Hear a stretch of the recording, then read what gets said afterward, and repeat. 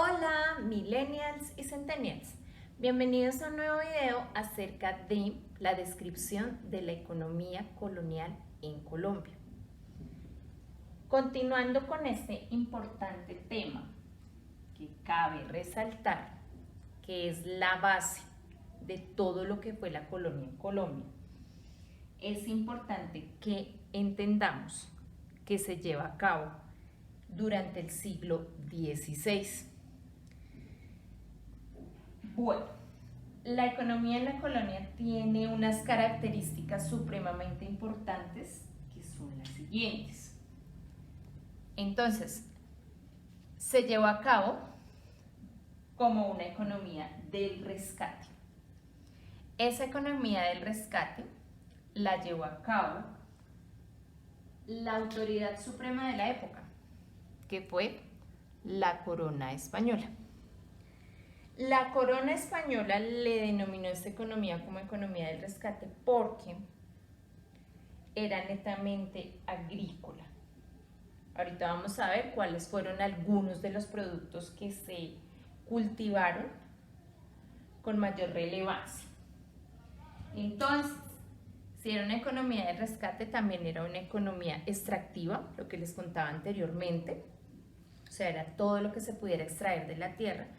Y además era tributaria, porque no solo la actividad agrícola abastecía a este personaje, a la corona española, sino que los tributos también eran un canal de abastecimiento para la corona española y lo ejercían sobre todo los nativos indígenas.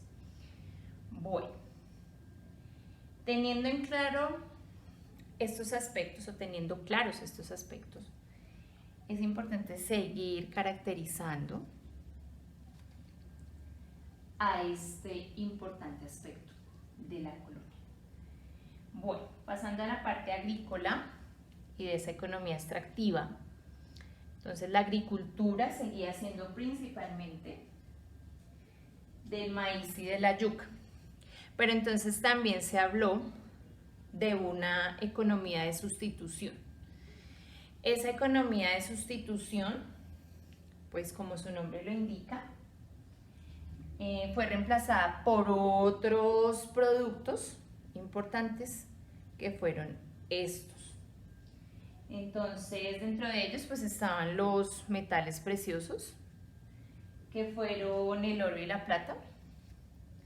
Por otro lado, también se cultivó la quina, se cultivó también el cacao, se cultivó el añil, se cultivó también el algodón, productos como el tabaco, el café, que después se va a convertir en un producto tipo exportación, la caña de azúcar y el trigo.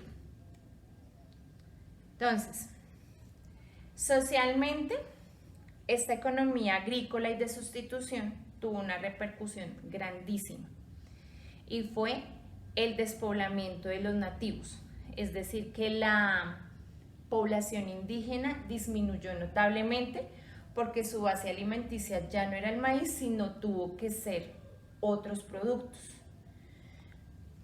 Eso como para tocar el aspecto social de nuestra explicación como tal. Entonces, esto en cuanto a la parte agrícola como tal. Bueno, importantísimo, las instituciones económicas. Allí se desarrollaron a plenitud. Las instituciones económicas fueron una estrategia de la corona española y esto tenía una estructura completamente política para poder ejercerla en el territorio, ¿sí? Ejercida obviamente por la corona española.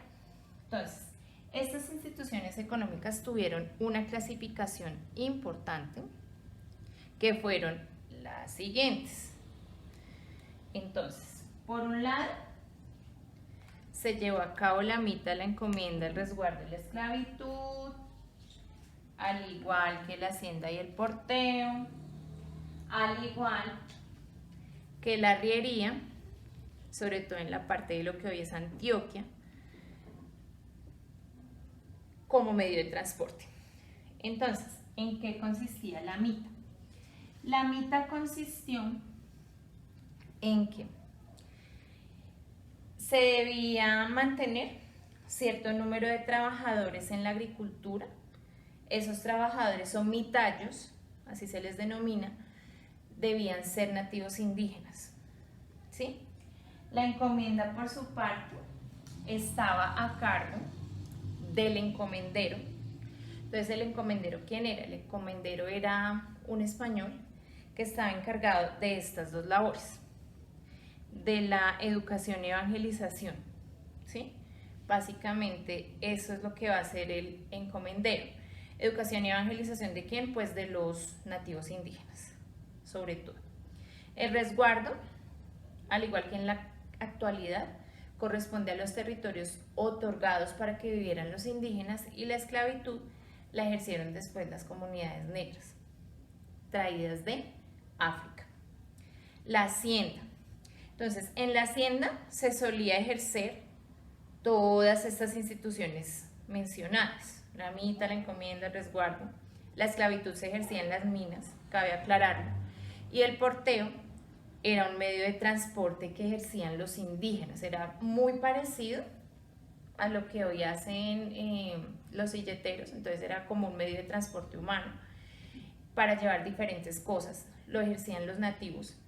Y la arriería va a ser importante porque se van a implementar mulas. Recordemos que las mulas son híbridos, es el cruce entre un burro y un caballo. Entonces ese cruce permite que nazca la mula, y entonces la arriería la usaban los arrieros, ¿sí? La arriería era como el oficio, y entonces estaban compuestos por dos personajes, que era el caporal solía ser el dueño de las mulas, y el sangrero era como el auxiliar que con el tiempo se iba a convertir en caporal, ¿sí? Básicamente funcionaba de esa forma. Entonces la arriería facilitó muchísimo la parte de los caminos, del transporte como tal, de diferentes cosas. Entonces fue importante esa parte de la arriería. Y eso en cuanto a las instituciones económicas. Ahora, en cuanto a la estructuración de lo que fue la economía en la colonia, ¿sí? Y cómo fue el funcionamiento de las instituciones. Entonces, primero, volver a nombrar a Cartagena. Cartagena como ese único puerto legal, ¿sí? Se convirtió en una ciudad, en un puerto bastante comercial, donde habían intercambio de muchas mercancías. Pero entonces, ahí sí, como dice el refrán, ¿no? Donde existe la ley, existe la trampa. Por lo tanto, si era un puerto legal, también había contrabando. El contrabando se solía practicar en lo que hoy conocemos como el Golfo de Urabá. Allí también había transporte de mercancías completamente ilegal, ¿sí? Al hablar de la parte portuaria, es importante nombrar también el transporte de galeones, o sea, de todas estas grandes embarcaciones que permitían llevar metales preciosos a Europa, pero entonces pues eran asediados también por los piratas, que siempre eran o solían ser de corte inglés. Entonces eso es importante dejarlo supremamente claro. En cuanto a la estructuración de cómo se llevó a cabo toda esa parte comercial, económica, de la economía de la colonia, entonces hay que hablar de la casa de contratación. La casa de contratación fue un ente para controlar el comercio en Colombia, o en lo que hoy es Colombia como tal, y entonces habían unos personajes dentro de esta casa de contratación. Uno fue el visitador.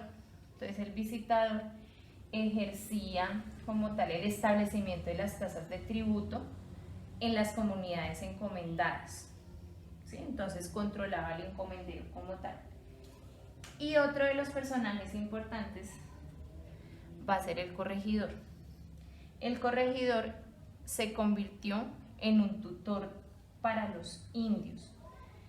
Y entonces, como corregidor, tenía que corregir los excesos de los encomenderos, ¿sí? Aunque esto después se convirtió en un problema porque el corregidor después fue un abusador de esa corrección, digámoslo así.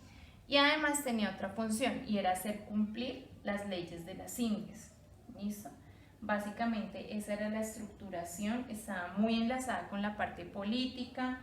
Obviamente acá la cabeza tiene que estar, y si lo muestro en la pirámide social, tiene que estar la corona española, los virreyes como representantes en el territorio, y ya de ahí, de esos docentes va a depender todo lo que fue la economía, ¿sí? Y todo va a estar en torno a la economía, que cabe mencionar que fue una economía muy feudal.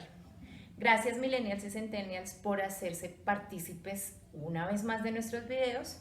No olviden suscribirse a nuestro canal y los próximos videos tratarán sobre sociedad, política, cultura en la colonia en Colombia, y hasta un próximo video.